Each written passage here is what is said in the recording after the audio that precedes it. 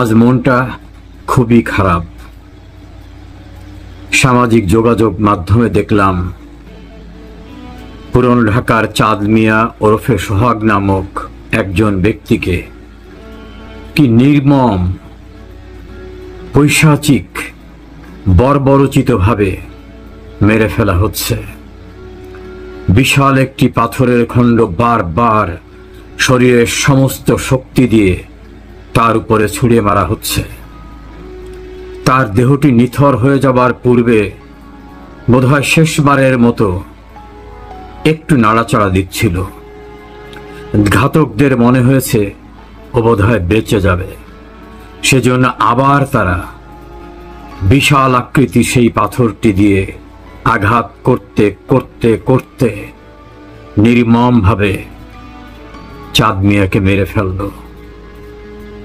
পাশে লোকজন হেঁটে যাচ্ছে, একটু দূরে অনেকে দাঁড়িয়ে এই দৃশ্য অবলোকন করছে, কেউ সামনে এগিয়ে আসছে না।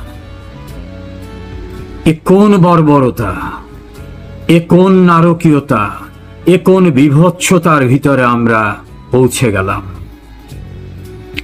সভ্যতা তো একদিনে তৈরি হয়নি,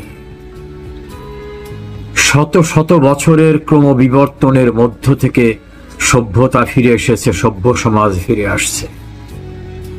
এখন কি দেখছি, ঢাকা বিশ্ববিদ্যালয়ে মানসিকভাবে কিছুটা বিপর্যস্ত তোফাজ্জলকে ভাত খেতে দেবার পরে বিশ্ববিদ্যালয়ে পড়ুয়া মেধাবী আমাদের সন্তানরা কিভাবে তাকে নির্মমভাবে মেরে ফেলেছিল, সে দৃশ্য কিন্তু আমরা বিস্মৃত হইনি।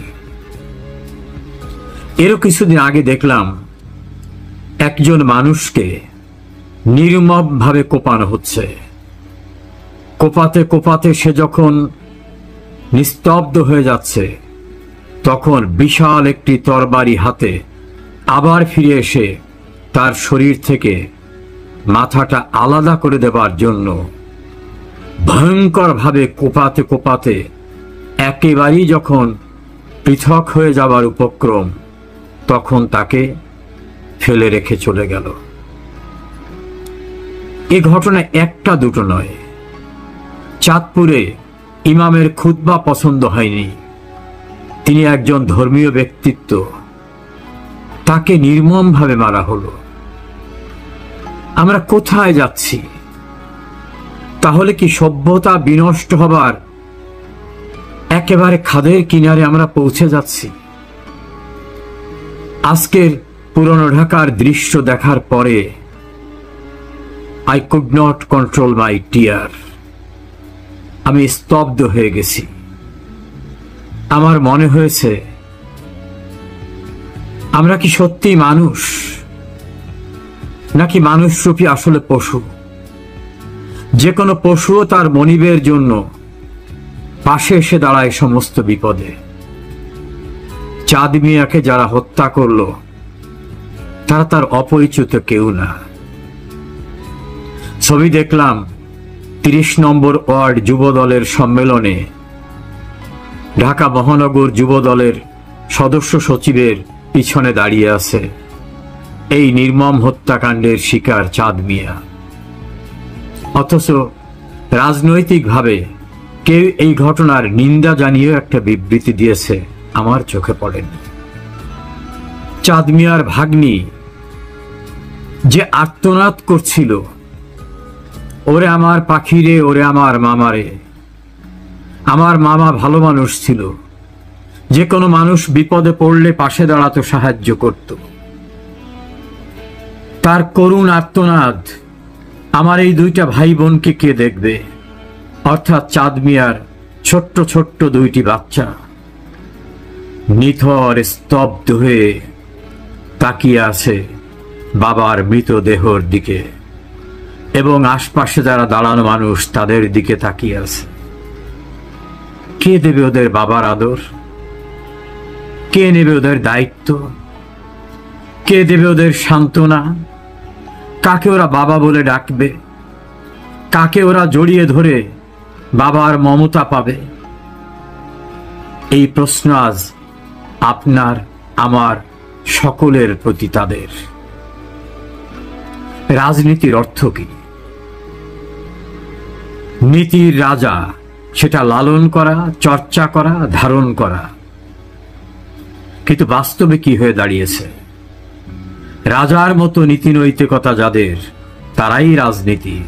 কিন্তু কথা ছিল রাজনীতি হবে শ্রেষ্ঠতম নীতি, নীতির রাজা যেটা, সেটাই হবে রাজনীতি। আমরা কি শিক্ষা দিচ্ছি এই সমাজকে? আমাদের শিক্ষা প্রতিষ্ঠান, আমাদের পারিবারিক জীবন, আমাদের রাজনৈতিক দল, সামাজিক বন্ধন সবই কি ক্রমান্বয়ে ধ্বংস হয়ে যাচ্ছে? আমরা কি মানবতার শিক্ষা দিচ্ছি? আমরা কি মনুষ্যত্বের শিক্ষা দিচ্ছি? আমি প্রায়ই বলতাম, বিনিয়োগ করুন সন্তানে। বিল্ডিং উঠানো, 10টা কোম্পানির মালিক হওয়া, বিত্ত বৈভবের প্রাচুর্য গড়ে তোলাই শেষ কথা না। সন্তান যদি আদর্শ মানুষ না হয়, তাহলে যে বিত্ত বৈভব তৈরি করে রেখে যাব, সবগুলি ধ্বংস করতে তার বেশি সময় লাগবে না। কিন্তু আমাদের সন্তান যদি আদর্শ শিক্ষা পায়, মানবতার শিক্ষা পায়, মনুষ্যত্বের শিক্ষা পায়, এই সমাজ ব্যবস্থা তাদের কাছ থেকে অনেক কিছু পাবে। আমরা আমাদের ছোটবেলায় যে লেখাপড়াগুলো করতাম, সদা সত্য বলিব, মিথ্যা বলিব না। সকালে উঠে আমি মনে মনে বলি, সারাদিন আমি যেন ভালো হয়ে চলি। আমাদের সেই শিক্ষা পাঠ্য কর্মসূচির থেকে শেষ হয়ে গেছে। আমরা নিজেদেরকে এত ব্যস্ত রাখি রাজনীতিতে, পেশায়, নিজের ব্যবসায়, নিজের কর্মজীবনে। আমাদের সন্তানদের শিক্ষা দেওয়ার সবচেয়ে বড় পাঠশালা যেটা পরিবার, সেখানে আমরা বিপুল টাকা বিনিয়োগ করে প্রাইভেট শিক্ষক নিয়োগ করি। সে গতানুগতিক পড়া গলধকরণ করে। কতটা কোচিং সেন্টারে দিয়ে আমার সন্তানকে জিপিএ 5 পাওয়াবো বা ফার্স্ট ক্লাস পাওয়াবো, সেটা নিয়ে আমরা ব্যস্ত। ঘরে আমরা সবাই ব্যস্ত অন্য কোনো কিছু নিয়ে। এভাবেই কিন্তু সমাজ আজ ধ্বংস হয়ে যাচ্ছে। একটা সময় সমাজ এমন ছিল, সেখানে কোনো রাজনীতি ছিল না। সামাজিক বিচার হতো, সামাজিক শিক্ষা হতো। একজন বয়স্ক লোক একজন মুরব্বী দেখলে তার প্রতি যে শিষ্টাচার, ভদ্রতা, সৌজন্যবোধ, সালাম দেওয়া, আদাব দেওয়া, একজন নারীকে হেঁটে যেতে দেখলে তাকে যে সম্মান করা হতো, একজন বয়স্ক লোক দেখলে তার প্রতি যে সম্মান করা হতো, একজন কনিষ্ঠ লোক দেখলে তার প্রতি যে স্নেহ মমত্ব দেখানো হতো, একজন শিক্ষককে দেখলে তাকে যেভাবে মর্যাদা দেওয়া হতো, আমাদের সবই বোধহয় ধ্বংস হয়ে যাচ্ছে। আমাদের তথাকথিত প্রচলিত রাজনীতির কারণে বোধহয় সমাজে বিভাজন এমন হয়ে যাচ্ছে, আমি যে দল করব, আমি মারা গেলে অন্য দলের কেউ আমার জানাজায় আসতে পারবে না। আমার বিপদে অন্য দল করা লোক পাশে আসতে পারবে না, আমি তার পাশে যেতে পারবো না। আমাদের ব্যক্তিগত পর্যায়ের সম্পর্ক থাকতে পারবে না। তাহলে এই সমাজ কেন? এই সভ্যতা কেন? এই পারিবারিক বন্ধন কেন? এটাই কি আমাদের রাজনীতি? এটা কি আমাদের বিচার ব্যবস্থা? প্রতিপক্ষকে দমন করার নামে আমরা কি করছি? মব ভায়োলেন্স, উচ্ছৃঙ্খল মানুষদের ভয়ঙ্কর জঙ্গি স্টাইলের কর্মকাণ্ডকে আমরা বিভিন্ন রাজনীতির নাম দিয়ে বৈধ করার চেষ্টা করছি। এমনকি রাষ্ট্রের গুরুত্বপূর্ণ পদে থাকা মানুষরাও এগুলোকে বৈধতা দিতে নানাভাবে এর সপক্ষে কথা বলেন। দেশে সরকার আছে নাকি নাই? প্রশাসন আছে নাকি নাই? নির্মম হত্যাকাণ্ডের শিকারে যারা পরিণত হলো, তাদের পরিবার বিচার চাইতে পারবে না? আদিম অসভ্য যুগেও তো এটা ছিল না। সেভাবে সরকারের থেকে ইন্ডেমনিটি নোটিশ জারি করে দেওয়া হয়েছে। কোর্টের বিচারকদের ভালো লাগবে না, তাদেরকে তাড়িয়ে দেওয়ার জন্য বলা হচ্ছে আপনারা আক্রান্ত হবেন, আপনাদের পরিবার আক্রান্ত হবে, কোর্ট আক্রান্ত হবে। আত্মসম্মান রক্ষার্থে সর্বোচ্চ আদালতের বিচারকরা চাকরি ছেড়ে বাড়ি চলে যাচ্ছেন। পছন্দ হচ্ছে না, নিম্ন আদালতের বিচারকদের বাধ্যতামূলক অবসরে দিয়ে দিচ্ছেন। কঠোর পদক্ষেপ নিয়ে আইন রক্ষা করার চেষ্টায় সম্প্রতি একজন ভারপ্রাপ্ত কর্মকর্তাকে সবাই সাধুবাদ জানিয়েছিল। তাকে প্রোটেকশন না দিয়ে তাকে প্রত্যাহার করে আনা হলো। শিক্ষা প্রতিষ্ঠানের প্রধান শিক্ষক, উপাচার্য, অন্যান্য শিক্ষকদের জুতার মালা গলায় দেয়া হচ্ছে। বীর মুক্তিযোদ্ধা কানু ভাই, বীর মুক্তিযোদ্ধা সাবেক সিসি নুরুল হুদার গলায় জুতার মালা দেওয়া হচ্ছে। এটাকে আবার অনেকে জাস্টিফাই করার চেষ্টা করছে। নির্বাচিত জনপ্রতিনিধিদের কলমের এক খোঁচায় বের করে দেওয়া হচ্ছে।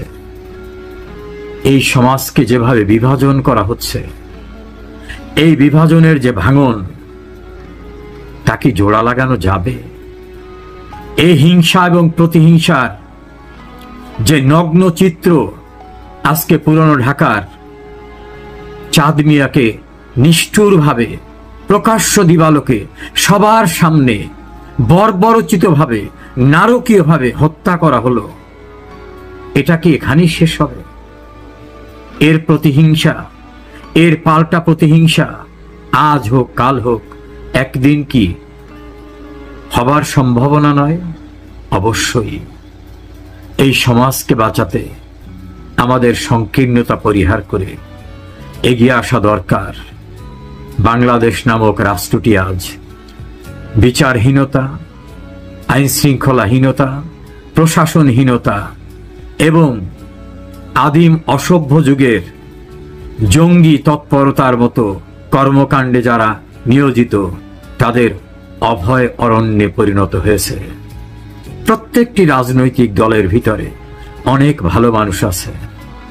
আসুন, আমরা যারা খারাপ তাদেরকে পরিহার করুন। আমরা যারা সঠিক পথে চলি না তাদেরকে বুঝিয়ে পথে আনুন। আপনারা সোচ্চার হন। সোচ্চার না হলে শতকরা 10 জনও নাই খারাপ মানুষ।